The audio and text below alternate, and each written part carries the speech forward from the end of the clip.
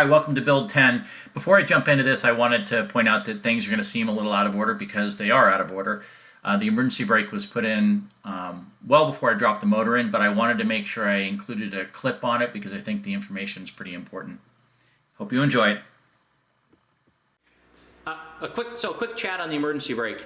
I know that a lot of people on the forums and just online you see some complaints about the emergency brake in terms of the way it performs and maybe the installation. I can tell you right now that it performs fine so far as I can tell. I just finished the installation. It only takes a couple, 3 clicks up to lock the rear brake, so I'm happy with that. The installation though, that's where the squirrely business starts, because the owner's manual doesn't do a great job talking about it. I mean, in terms of the handle assembly, it's great, but cable routing, not so good. And I understand, and I completely get it that they've got to cover a bunch of different scenarios. So in some case, the absence of information forces you to kind of go looking into your specific situation and figuring out your specific solution. And I get that. A couple little points would have been nice along the way. I'm going to go through those with you. Now, again, mine is specific to the independent rear suspension with the 11.65 inch disc brakes. I know that with this caliper setup, it's very different, I think, than others based on what I'm seeing. So this will pertain to that, and I'll kind of give you a quick run through of the procedure I took to getting the cables to the correct tension, because it's one of those scenarios where you can't tension the cable in place. You have to disconnect the cable to tension it, which means that when you're trying to reconnect it, it's under tension. And this is where maybe the experience, this is where I know the experience would come into play. I did not have that experience, so I had to figure this thing out. And I came across a way to do this, and I'll run this through you, run through this with you right now.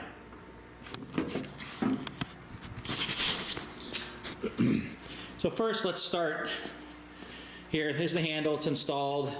Works great. Couple clicks up and she's locked. This part goes together great. The instructions are awesome, and no problem there.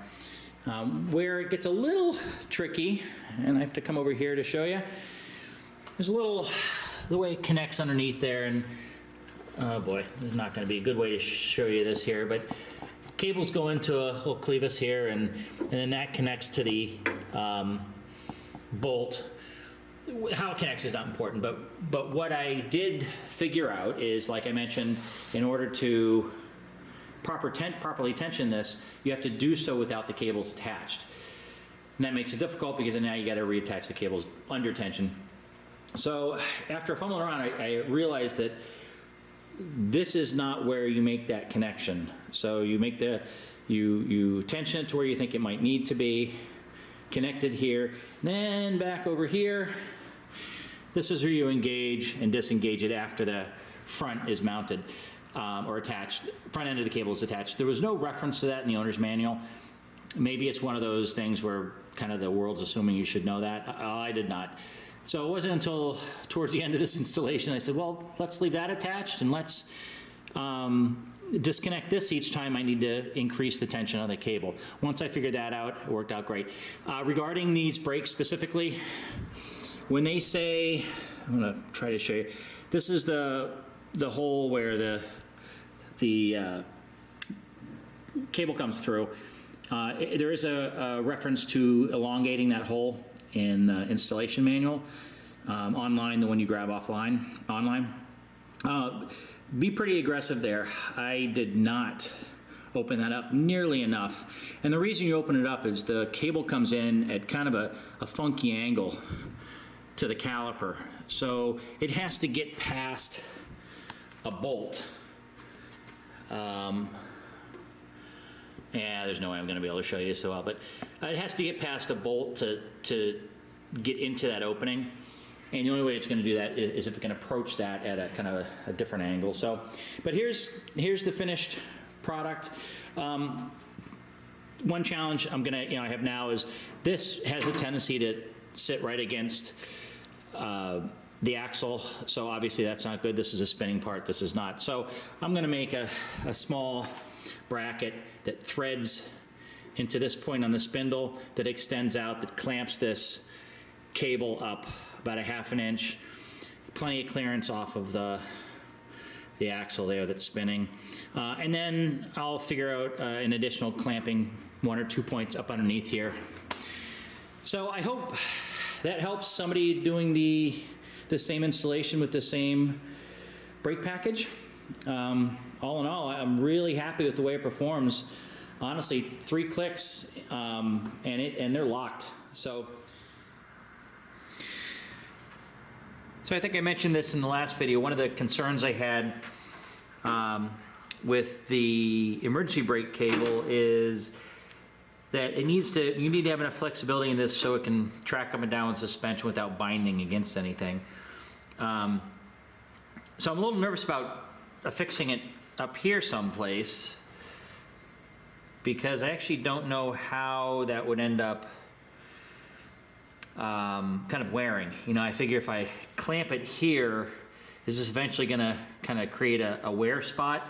So I thought the best place to do it really is to not clamp it right here, but instead to attach it to a spot here. And I'm gonna make a little steel, bracket that supports this cable up. The reason I mean, obviously, right now it's sitting right against the spindle, the CV axle here. So you can see it's gonna spin and rub right against that cable. So I'm going to tap this opening here in 1/4 20.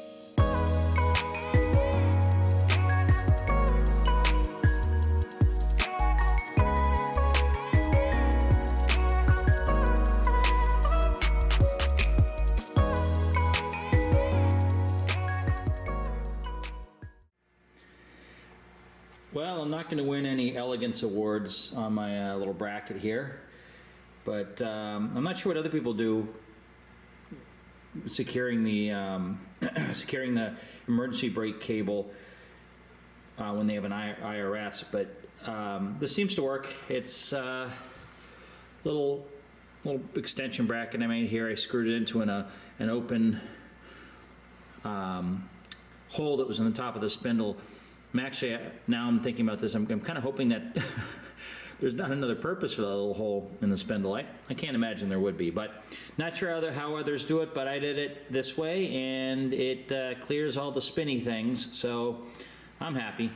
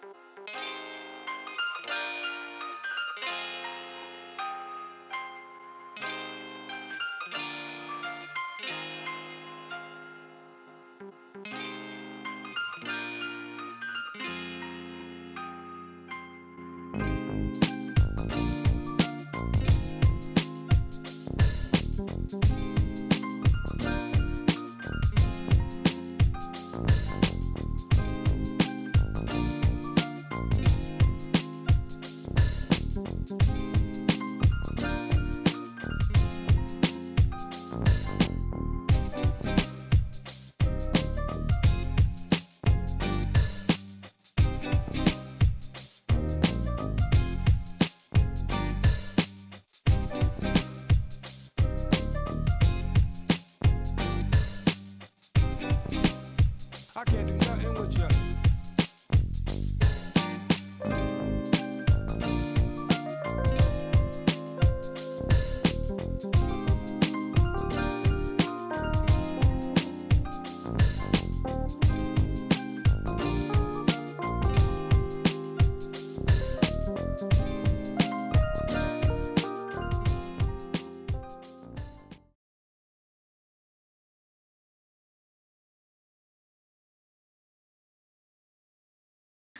When I ordered my motor through Mike Forte at Forte Parts Connection, He suggested that I look into his throttle linkage as well. I'm really glad I did. I did a little research on it, and everybody seems to love it, and I can see why. It's a very nice piece of hardware. I think I will say that a few more times in this clip, but highly recommend it. Also highly recommend working with Mike. He's a great guy and has been a really good resource, and just generally a fun guy to talk to.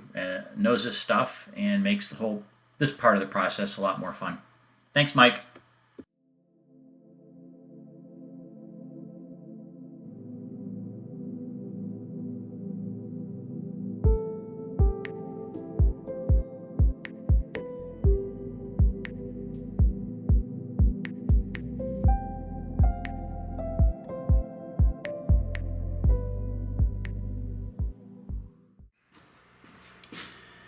So for the Forte linkage, you need to, obviously you need to trim the bars to shape, cut the bars to shape, or to length, I'm sorry, and you're gonna have to drill it out, the section you cut, drill it out and tap it. The thread that's included with the rod ends from the Forte kit is looks like a quarter. It's a quarter-inch fine thread. So first, going to drill it out.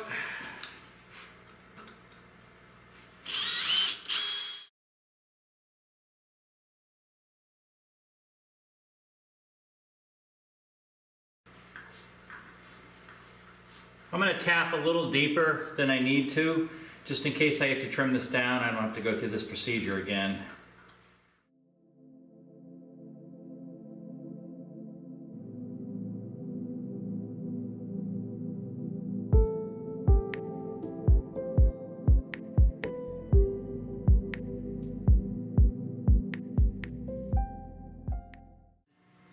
One of the things that I discovered is that I'm getting a little slop in the pedal, and it's due to the fact that the brackets, and I'll show you that on the other side, it's actually flexing this firewall a bit. So I decided to stiffen this up a little bit, and I made these little L brackets that will bolt in place like this, and they'll essentially stiffen up the pivot points for the throttle linkage. It's kind of a minor thing. You know, I'm wondering if somewhere in the manual it says to do this, but I didn't actually see a manual, so maybe that's part of my problem. But a couple of things I would definitely recommend doing when you're putting this in is first to maybe put it in before you get make sure you obviously do it before your foot box metal is in, because you really do need to kind of get in there and putz around with it. The other thing is to make sure that when you install it, that you do so with the idea that you're going to still need to get up to it, maybe after the dash is on and everything's in place, in order to make some of the final adjustments, because I don't really know where I want what my throttle will feel, what my gas pedal needs to feel like. I actually have no idea. So I think it makes sense to make sure you have good access to it. I know that sounds kind of obvious, but a couple of things occurred to me while I was doing it, that if I flipped one of the arms around, it gives me cleaner access to an adjustment. I had it done incorrectly the first time. So this way, once everything's done, I can reach up under and make some final adjustments. But I'm going to go ahead and finish up putting these brackets in, assuming I can find all my hardware, and we'll go from there.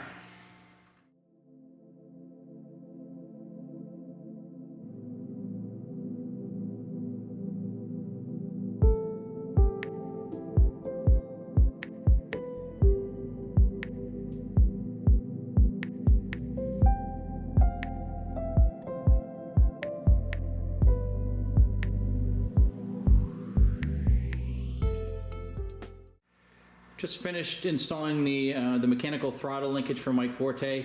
Love the way it looks. Beautiful hardware. Plenty strong enough where it needs to be. Definitely a little bit of a challenge kind of getting things lined up, but once you understand how the linkage works, it's just a matter of loosening, tightening until you get the throw correct. You know, I've got it just about dialed in right. Obviously, I'm going to have to tweak around with this once I get the motor running and see how it feels underfoot, but looks good. I'm not even going to attempt to show you what it looks like on the inside. There's too much stuff going on there. And then, like I said just previously, I did install a couple of reinforcing brackets here and here.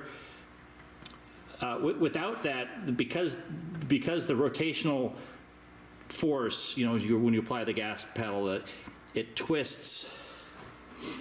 It puts pressure on these two rod ends, and they kind of wanted to do this, and they're flexing the firewall. So brackets fix that. Now it's rock solid. No more movement that shouldn't be happening.